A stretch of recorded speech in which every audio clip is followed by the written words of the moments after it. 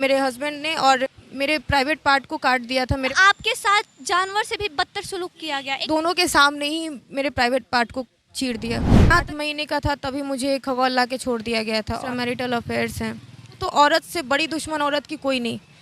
Hello दोस्तों, आज हम बात करने वाले हैं चित्रा आर्या के बारे में, जिसके साथ कि उसके हस्बैंड और उसकी जो ननद है और उसके सास इतना ज़्यादा उसके साथ में क्रूरता किया गया है, इतना ज़्यादा उसके साथ में गलत किया गया है कि जिसको हम बयान नहीं कर सकते हैं। इतना इतना गलत किया गया है उसके साथ में। मेरे प्राइवेट पार्ट को काट दिया था। कोई इंसान इतना दरिंदगी कैसे दिखा सकता है, वो भी अपनी पत्नी के साथ में, अपनी बहू के साथ में, अपनी भाभी के साथ में इतना ज़्यादा दरिंदगी कैसे कर सकता है। इतना अत्याचार अत्याचार का जो एक सीमा होता है ना, सीमा को पार कर जाना, इतना अत्याचार किया गया। देखिए, मतलब जब ये इसका शादी हुआ, ये वो गया की रहने वाले थे, इसका शादी हुआ बोध गया में। तो जब इसको अपने पति के एक्स्ट्रा मैरिटल अफेयर के बारे में पता लगा तो इसने उसे कंप्लेन किया, उसने विरोध किया। तो बदले में उसे मतलब कि मारा पीटा गया, के द्वारा सेक्सुअल रिलेशन बनाने के लिए बोला गया। तो उसने मना कर दिया, साफ इनकार कर दिया कि नहीं, जब आपका अफेयर कहीं और चल रहा है तो फिर हम मेरे साथ में इस तरह का तो करने का कोई ज़रूरत ही नहीं है। फिर पता है उसके पति ने, ठीक है, उसे फिर से मारा, दोबारा मारा, और इतना ज़्यादा मारा कि वो उस चीज़ का कोई व्याख्या नहीं किया जा सकता है कि कितना मारा गया। रात के समय में जो उसके साथ में जो दरिंदगी हुई है कि इसको कैसे बताएंगे। मेरी दोनों नंदों ने मेरा पैर पकड़ा। मेरे ननद है उनकी दो, एक सास है, तीनों ने मिलके पता क्या क्या, एक तो उसको पूरा मारा पीटा सब। उसकी ननद उसको सजेस्ट करती है, अपने भाई को सजेस्ट करती है कि इसका प्राइवेट पार्ट काट दो। बताइए, मतलब कोई बात हुई। अरे आप खुद एक औरत हो, और आपको इस तरह से कहना कि आपको शोभा देता है। आप खुद एक लेडीज़ हो, अगर लेडीज़ हो के आप लेडीज़ को नहीं समझ सके, या फिर उस चीज़ को जो आप बोल रही हैं, जिस चीज़ के बारे में बोल रही हैं, तो इस चीज़ के मतलब सोच सकती है कि आप कितनी गिरी हुई हैं। इस तरह से बोलना किसी के लिए बिल्कुल, मतलब यार, हम लोगों का यहाँ पे रूह काँप जाता है कि कोई किसी के प्राइवेट पार्ट में कैसे मतलब कि काट देता है किसी को, और उसके बाद जाके उस मर्द की हैवानियत देखिए, जो उसका हस्बैंड था, उसकी हैवानियत देखिए। वो उसकी बहन उसको नाइफ ला के देती, चाकू ला के देती है, और वो काट भी देता है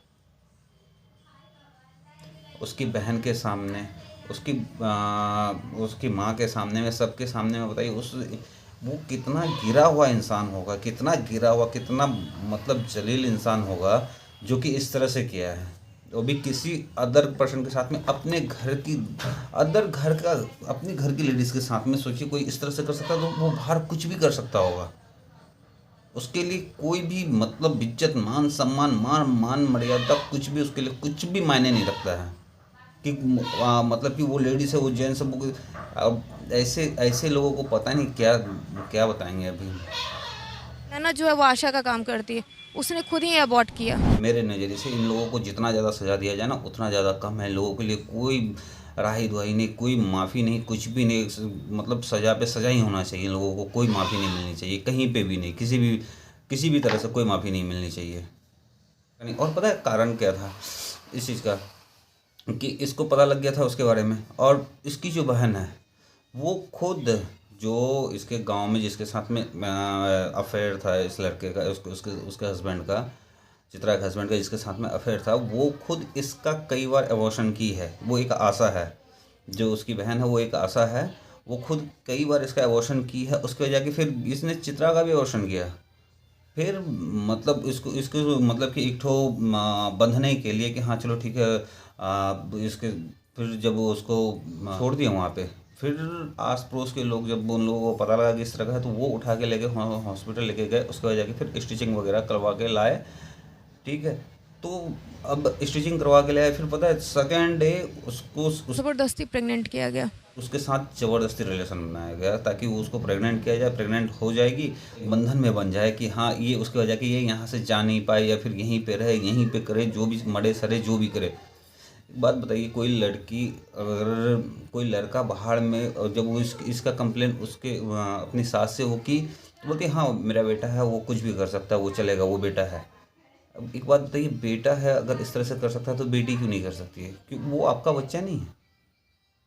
उसके साथ मतलब इतना भेदभाव मतलब क्यों किया जाए? चलिए ठीक है, भेदभाव वाली बात छोड़ी, कुछ भी गलत क्यों किया जाता है किसी के भी साथ में, चाहे लड़का हो लड़की हो कुछ भी हो, लेकिन गलत तो गलत होता है, चाहे वो लड़का के साथ में हो या लड़की के साथ में। इस चीज़ को जब बोला गया, वो जब अपने ससुराल में बोली तो किसी ने, सबने इसका विरोध किया।